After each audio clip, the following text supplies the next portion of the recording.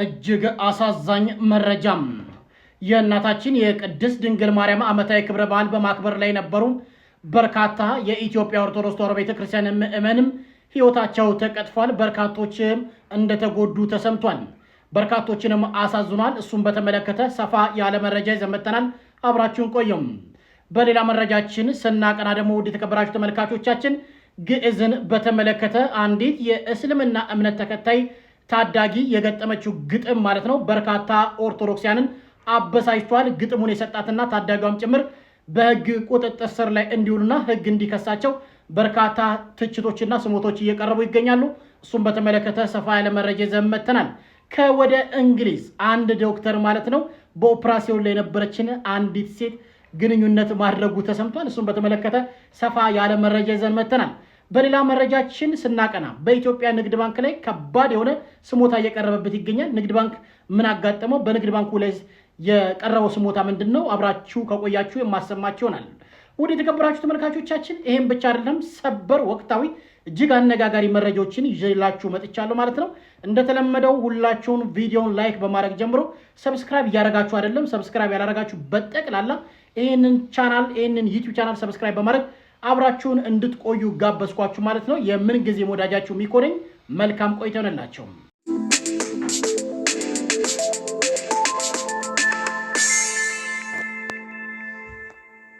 መረጃችን የምንሸጋገረው ውድ የተከበራችሁ ተመልካቾቻችን በስውሯ ማርያም ታሪክ እየተሰራ ነው።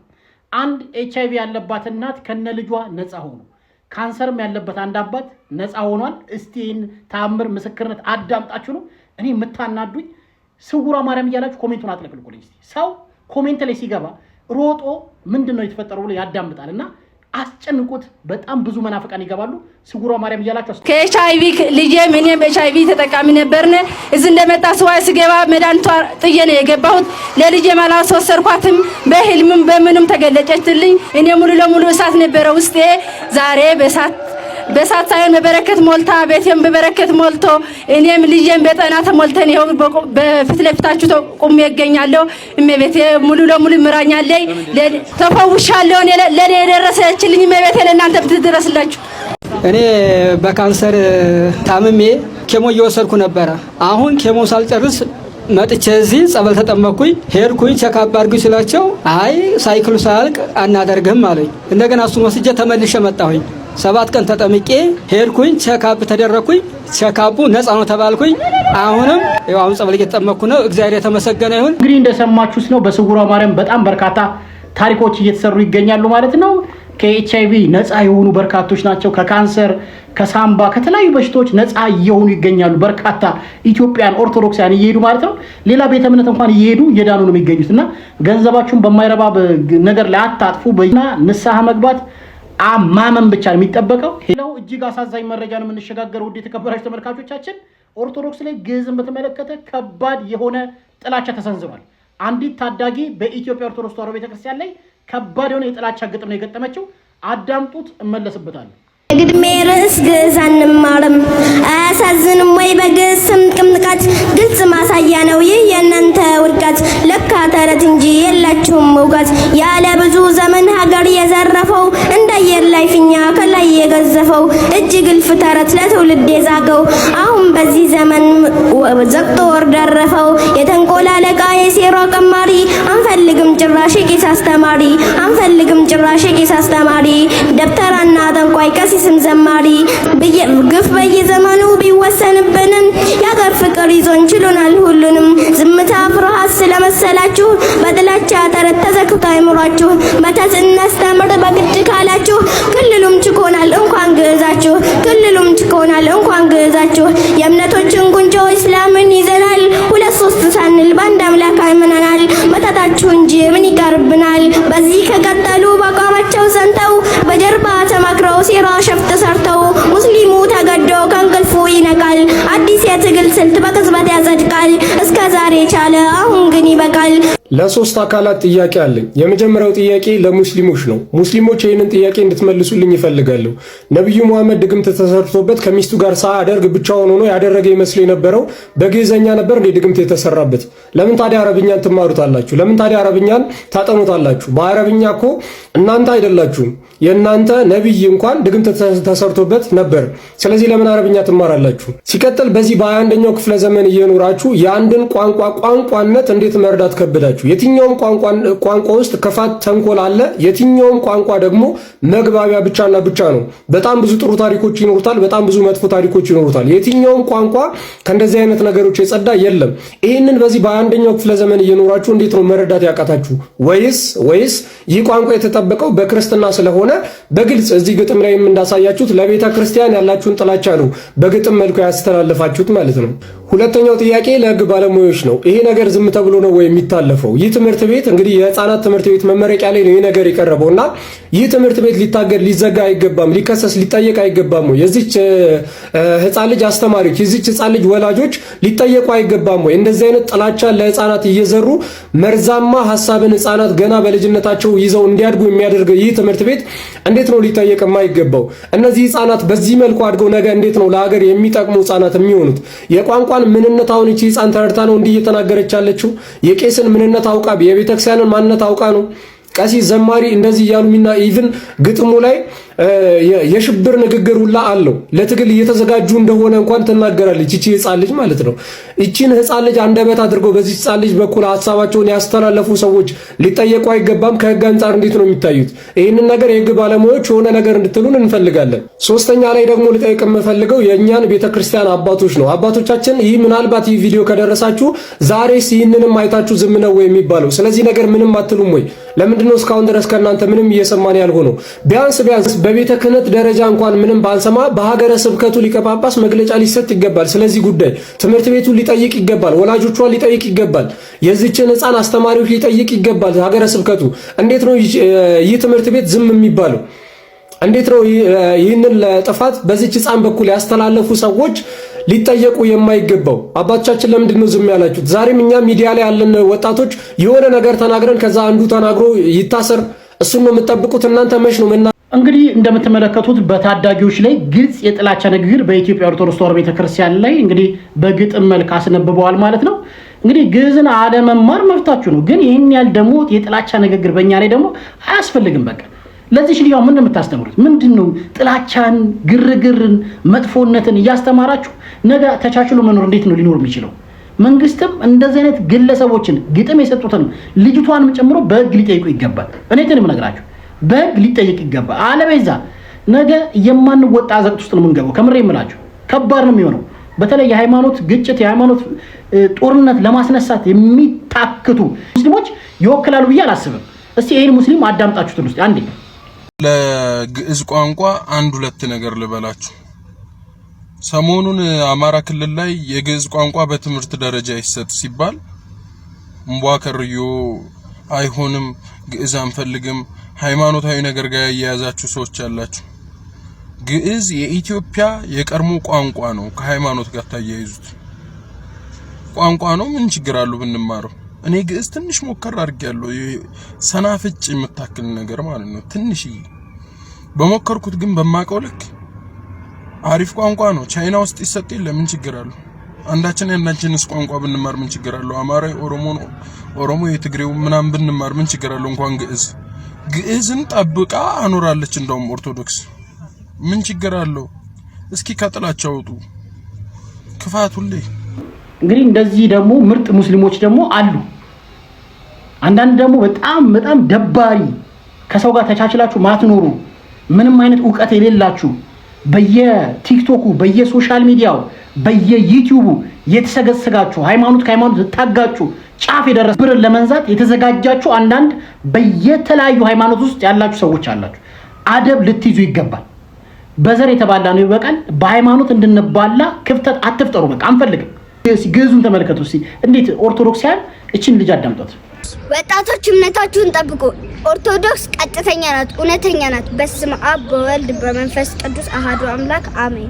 አቡነ ዘበሰማያት ይትቀደስ ስምከ ትምጻእ መንግሥትከ ወይኩን ፈቃድከ በከመ በሰማያት ከማሁ በምድር ሲሳየነ ዘለለ ዕለትነ ሀበነ ዮም ህድግ ለነ አበሳነ ወጌጋየነ ከመ ንሕነኒ ህድግ ለዘአበሰ ለነ ኢታብ አነግዚኦ ሰመንሱት አላ አድነነ ወባለ ሀነ እንኩሉ እኩይ እስመዚ አከይ እቲ መንግስት ኃይል በስብሐት ለዓለመ ዓለም በሰላመ ቅዱስ ገብርኤል መልአክ ኦግዝእትየ ማርያም ሰላም ለኪ ድንግል በህሊናኪ ወድንግል በስጋኪ እመ እግዚአብሔር ጸባኦት ሰላም ለኪ ቡርክት አንቲ እምአንስት ወብሩክ ፍሬ ከርስኪ ተፈሥሒ ፍሥሕት ኦ ምልዕተ ጸጋ እግዚአብሔር ምስሌኪ ሰአሊ ወጸልይ ለነ ምህረታ በፍቁር ወልድኪ ኢየሱስ ክርስቶስ ከመ ይስረይ ለነ ኃጣውኢነ ስብሐት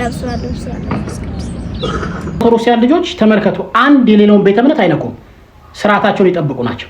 ምንድነው ጥላቻ? በዚህ መልኩ ህፃናትን ክፉ ነገር አታስተምሯቸው እንዴ! ሃይማኖት ከሃይማኖት አታጋጩ። እጅግ አሳዛኝ መረጃ ነው የምንሸጋገረው። የእናታችን የቅድስት ድንግል ማርያም ዓመታዊ ክብረ በዓል ለማክበር የሄዱ በምንጃር ሸንኮራ ማርያም ቤተክርስቲያን እንጨት ርብራብ ፈርሶ ማለት ነው በርካታ ህይወታቸውን እንዳጡ መረጃዎች ያሳያል። እስቲ መረጃ አዳምጠን እንምጣ። እጅግ አሳዛኝና ልብ የሚሰብር ዜና ከምንጃር ሸንኮራ ማርያም ቤተክርስቲያን እየሰማን እንገኛለን። ሁላችሁም ነፍስ ይማር በሉ። ዛሬ መስከረም 21 ቀን 2018 ዓ.ም በአማራ ክልል ምንጃር ሸንኮራ አረርቲ ማርያም ቤተክርስቲያን ዓመታዊ ክብረ በዓልን አስመልክቶ ከጠዋቱ 2 ሰዓት አካባቢ ላይ እንግዲህ እየተሰራ ያለው ቤተክርስቲያን እየተጎበኘ ባለበት ሰዓት ለፊኒሺንግ የተረበረበ እንጨት ተደርምሶ ከ30 ያላነሱ ሰዎች መሞታቸውና እንዲሁም ደግሞ በበርካታ ሰዎች ላይ ጉዳት መድረሱን የተጎዱ ሰዎች ወደ ሆስፒታል መወሰዳቸው እየሰማን እንገኛለን። የሞት ጉዳቱም ከዚህም ሊበልጥ እንደሚችል ነው የተገለጸው። ለተጎዱ ወገኖቻችን መልካሙን ሁሉ እየተመኘው ህይወታቸው ላጡ ወገኖቻችን ነፍስ ይማር። እንግዲህ እንደሰማችሁት ነው በርካቶችን ያሳዘነ ድርጊት በዛሬው ዕለት በምንጃር ሸንኮራ ማርያም ቤተክርስቲያን ህንጻ ፊኒሺንግ እየጎበኙ ባሉ በርካታ ሰዎች ላይ ህይወታቸው እንዳጡ ነው የተሰማው። እንግዲህ እስካሁን የሞቱ ሰዎች ቁጥር በይፋ አልታወቀም። 30 ያለው ገና ስላልታወቀ ነው። እንግዲህ በርካታ ሰዎች እንደተጎዱ በተለይ ከ200 በላይ ሰዎች እንደተጎዱ ተሰምቷል ማለት ነው። እንግዲህ እግዚአብሔር ነፍስ ይማር ያላችሁ ኮሜንቱን አጥለቅልቁት። በጣም እጅግ አዝነናል። ለኦርቶዶክሳውያን መጥፎ ቀን ነው ዛሬ። በጣም በርካቶችን ህይወታቸው የተቀጠፈበት ነው። እንግዲህ እግዚአብሔር ወጥቶ ከመቅረት ይሰውረን፣ ለንስሐ ሞት ያብቃን።